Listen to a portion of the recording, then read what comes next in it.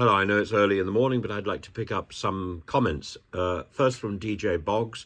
Baruchin was granted a permanent injunction against the Ministry of Education in the municipality of Petah Tikva.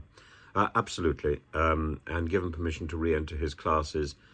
Absolutely true. He is back teaching at the moment, although there are newspaper reports all over the place about what he's doing. None of that information seems to be reaching Western media. So DJ Boggs, thank you very much about that. And I'll do a follow-up to the story at some point in the future. Drop Dude John says, I thought that apocalyptic prophecies were what remain after we carried out Brexit. The planes grounded, medicines not getting here, no trade deals with other countries and so on. Maybe.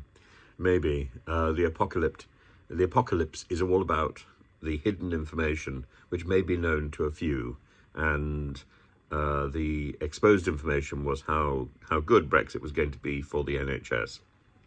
The hidden information was that would not necessarily be the case. I agree entirely. As for DHZP7BC says, and this is about the NHS silencing people who have been whistleblowers. You're blaming the NHS and saying it's not specifically the responsibility of the government. Actually, it is. All the legislation the NHS has to navigate comes from the constant government. It's the same with education, and it just doesn't work. The more boxes you have to tick, the more delay in taking action. Also, the constant government would probably love for an equivalent to INEOS to come in and take over. I agree entirely with everything you're saying. If I wasn't clear enough in my first video, I will try and be clearer later on. The problem with whistleblowing in the NHS is not a problem specifically with one group.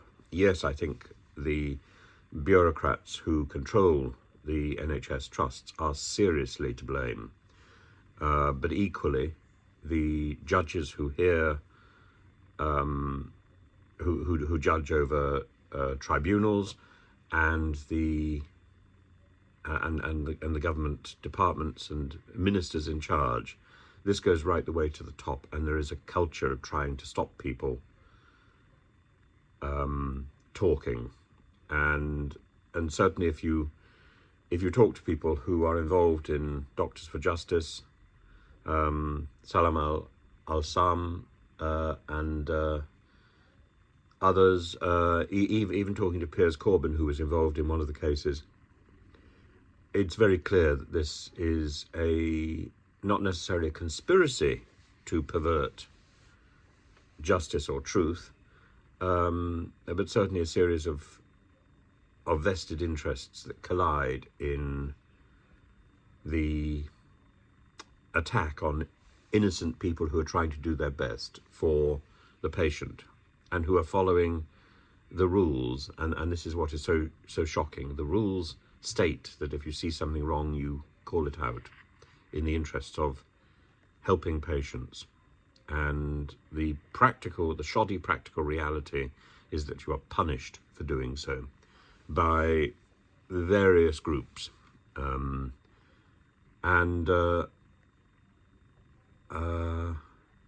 I talked about DJ Boggs?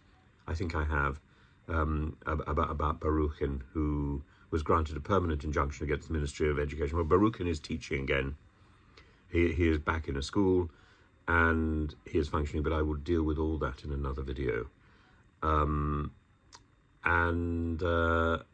Mark Wilkie quotes a little bit of the Robbie Burns poem, to see ourselves as others see us. Absolutely. It is such it's such an important poem, and I wish people who are running around the place going on these ridiculous trips to celebrate stag parties and basically to behave badly. It's happened before. It continues to happen, and it's a shocking state of affairs. It shouldn't. It sends out the wrong signals.